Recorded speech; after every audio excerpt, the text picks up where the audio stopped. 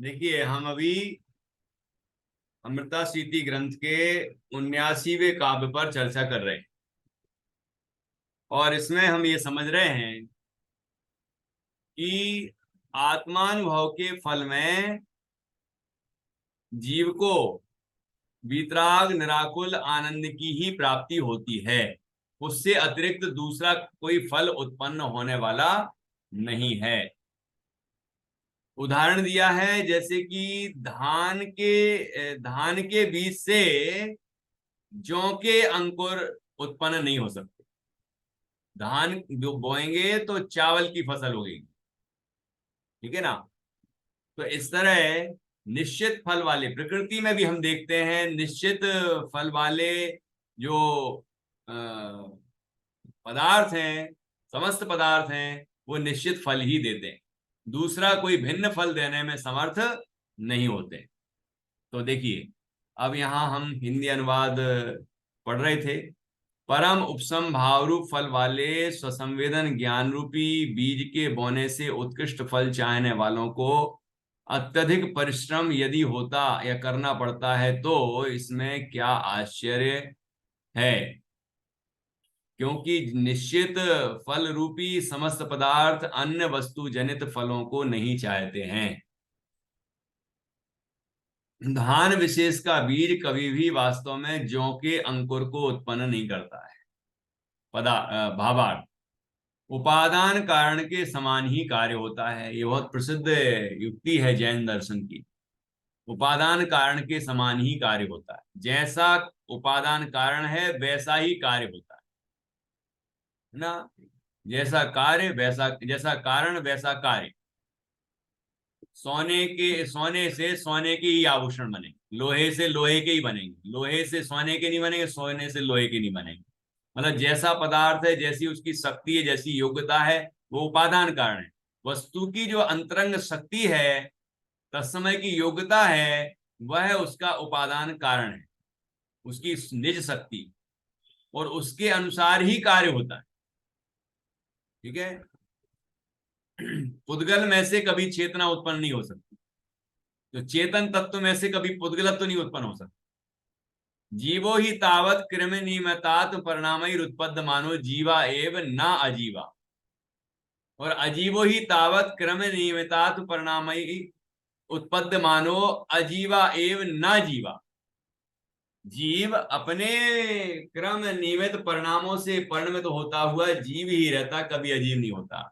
और अजीव कभी अपने क्रिमिनमित परिणामों से परिणमन करता हुआ हमेशा अजीव ही रहता है, जीव नहीं होता है ना। देखिए, इस तरह से यहाँ कहा उपादान कारण के समान ही कार्य होता है। ऐसे वचन के द्वारा विवेक जनित उपसम भाव ही फल होता है।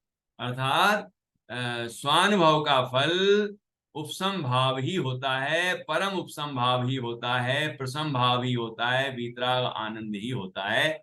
दुख फल रूप नहीं होता है, ऐसा तात्पर्य है। विशेष यहाँ विद्या से अभिप्राय टीकाकार ने स्वसंवेदन ज्ञान लिया है। ये विद्या शब्द आया ना, जो उसका अर्थ क्या लिया गया, स्वसंवेदन ज्ञान। ये स्वानुभव की विद्या है। ये स्वानुभव की विद्या का फल वीतराग परम आनंद। और इसका फल उपसम या टीकाकार के अनुसार परम उपसम बताया गया है। वस्तुतः सच्ची विद्या या ज्ञान वही है जो तत्व बोध के साथ साथ रागादि से विरक्ति तथा परिणामों की विशुद्धि पूर्वक चित्त की चंचलता का निरोध कर उसे स्वरूप में एकाग्र करे। सच्ची विद्या क्या है? कहते हैं ना, स विद्या या विमुक्तये। विद्या वही है जो मुक्ति का कारण हो, जो संसार से मुक्त कर दे, जो दुखों से मुक्त कर दे, अज्ञानता से मुक्त कर दे, वही विद्या विद्या है। जो जीवों जीवों को निश्रेयस की प्राप्ति करा दे, सुख की प्राप्ति करा दे, मोक्ष की प्राप्ति करा दे, वही विद्या है। स विद्या या विमुक्तये। ठीक है ना। तो वस्तुतः सच्ची विद्या या ज्ञान वही है जो तत्वबोध के साथ साथ, तत्वबोध अर्थात वस्तु के यथार्थ स्वरूप का ज्ञान, उसके साथ साथ रागादि से विरक्ति कराए। रागादि क्रोध मान माया लोभ कामादि जो भी विकार हैं रागादि में आ गए। रागादि से विरक्ति तथा परिणामों की विशुद्धि पूर्वक, विशुद्धि कसायों की मंदता पूर्वक चित्त की चंचलता का निरोध कर, जो मन की चंचलता है, अनेक विकल्प हो रहे हैं, उस वो रुक जाएं। मन है ना, मन में उठने वाले अनेक विकल्प शांत हो जाएं और उसे स्वरूप में एकाग्र करे। और फिर क्या करे कि रागादि से विरक्त होकर परिणामों की विशुद्धि पूर्वक चित्त को स्थिर करके और अपने उस चित्त को, उस उपयोग को अपने चैतन्य स्वरूप में एकाग्र करे। ठीक है, ये उस तत्व बोध का फल है या सच्ची विद्या का फल है।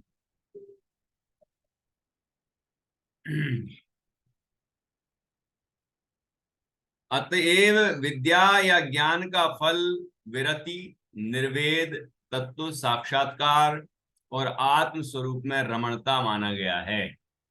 आत्मविद्या या विद्या का फल क्या है, ज्ञान का फल क्या है कि ज्ञान, ज्ञान है तो विरक्ति भी होगी, ज्ञान है तो वैराग्य भी होगा, नहीं तो वो ज्ञान सच्चा नहीं। ज्ञान बिना का वैराग्य और वैराग्य बिना का ज्ञान निरर्थक है। तो यदि हमें आत्मानुभव हुआ है, हमें भेद विज्ञान प्रकट हुआ है, हमें सच्चा ज्ञान, सम्यक ज्ञान उत्पन्न हुआ है, तो निश्चित रूप से संसार शरीर और भोगों से विरक्ति होगी ही होगी। विरति, निर्वेद, उसे संसार से, शरीर से, भोगों से विरक्ति का परिणाम होगा। ठीक है ना। और जो धर्म है उसके प्रति उसको उत्साह होगा। ठीक है। तत्व साक्षात्कार, और उसको तत्व का साक्षात्कार होगा अर्थात स्वानुभूति होगी। और आत्म स्वरूप में रमणता, और उस जिस स्वरूप की अनुभूति होगी उस स्वरूप में ही रम जाएगा।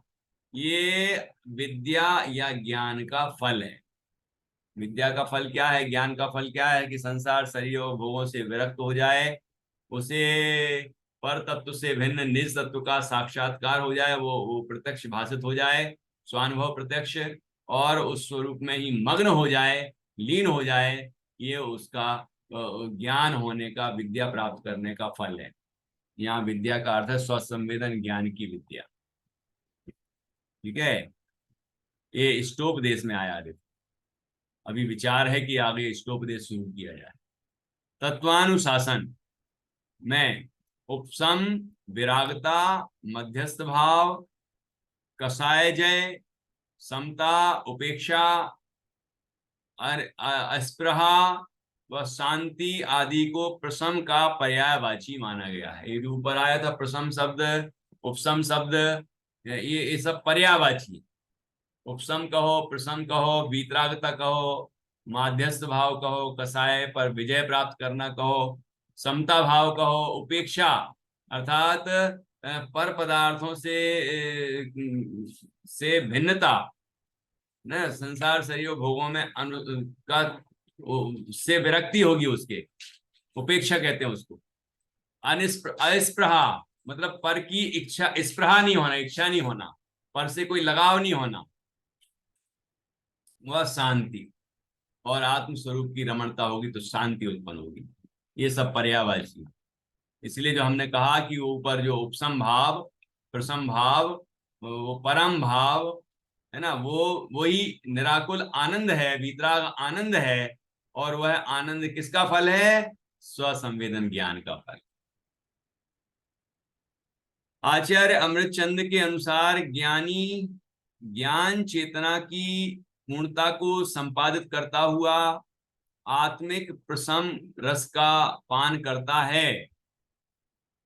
ज्ञानी ज्ञान चेतना की पूर्णता को संपादित करता हुआ, अर्थात ज्ञान चेतना की पूर्णता अर्थात अपने स्वरूप में पूर्ण लीन हो जाता, अपने स्वरूप में लीन हो जाता है,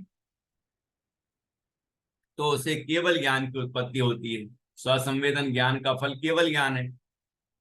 उसको संपादित करता हुआ आत्मिक प्रसम रस का पान करता है, और उससे क्या होता है कि जब जब से आत्मानुभव शुरू होता है तब से आनंद शुरू होता है, और वह स्वरूप में स्थिरता बढ़ती जाती तो आनंद बढ़ता जाता है, और केवल ज्ञान के साथ अनंत आनंद प्राप्त हो जाता है। किंतु यहाँ अभिप्राय उक्त उपशम या प्रशम आदि के सुख से कहीं आगे पूर्ण वीतरागता के अनंत सुख की प्राप्ति कराने का है। अतएव योगिंदु देव ने कहा है कि सच्चे साधक को तो और अधिक उग्र पुरुषार्थ करते देखे जाते हैं। अच्छा देखो, वहां जो कहा था ना कि और अधिक परिश्रम करना होता, तो वही मुझे थोड़ा सा खटक रहा था कि जब उपसम भाव प्रसम भाव वो पर्यायवाची है और वो आनंद है, वीतराग निराकुल आनंद है, तो उसकी प्राप्ति हो गई है स्वानुभव से, तो उसके आगे और क्या अधिक परिश्रम करने की आवश्यकता है। तो यहां पर पूर्णता की प्राप्ति, सच्चे साधक तो और अधिक उग्र पुरुषार्थ करते देखे जाते हैं ताकि क्षायक भाव की प्राप्ति हो सके अथवा उसके योग्य पात्रता प्रकट हो सके। ठीक है, क्योंकि सही दिशा में किए गए पुरुषार्थ का सुफल अवश्य मिलता है। यथा धान के बीज वपन का फल कभी जौ की प्राप्ति नहीं हो सकती, नहीं हो सकता, वैसे ही स्वोन्मुख पुरुषार्थ का फल भी कभी अन्यथा नहीं हो सकता। अर्थात जीव जब स्वानुभव करता है, स्वसंवेदन ज्ञान होता है, स्वानुभूति होती है उसको, तो उसका फल क्या है, ये उसका फल पूर्ण पूर्ण वीतरागता की प्राप्ति है, अनंत सुख की प्राप्ति है। ठीक है ना, उसका फल कोई स्वर्ग आदि की प्राप्ति नहीं है, कोई क्लेश की प्राप्ति नहीं है, संसार में भटकन की प्राप्ति नहीं है। उसका फल तो निश्रेयस की प्राप्ति है, मोक्ष की प्राप्ति है। ठीक है ना, इस तरह से स्वोन्मुख पुरुषार्थ का फल भी कभी अन्यथा नहीं हो सकता। अर्थात स्वोन्मुख पुरुषार्थ करता है, उग्र पुरुषार्थ करता है अपने स्वानुभव का, स्वरूप में स्थिरता का, तो उसका फल पूर्णता होती है, पूर्ण वितरागता, अनंत सुख की प्राप्ति। अर्थात चौथे गुण स्थान में जब स्वानुभूति हुई तो आनंद भी हुआ, लेकिन पूर्णता नहीं हुई अभी, तो और उग्र पुरुषार्थ करता है और तीव्र पुरुषार्थ करता है, तो फिर वह पांचवें गुण स्थान या और आगे निर्ग्रंथ अवस्था, मुनि दशा, और उसमें भी छपक श्रेणी आरोहण करता है, उग्र पुरुषार्थ। ठीक है, तो आरोहण करके 12वां गुण स्थान पूर्ण वीतरागता, फिर 13वां गुण स्थान अरहंत अवस्था, और उसके बाद गुण स्थान आती सिद्ध अवस्था।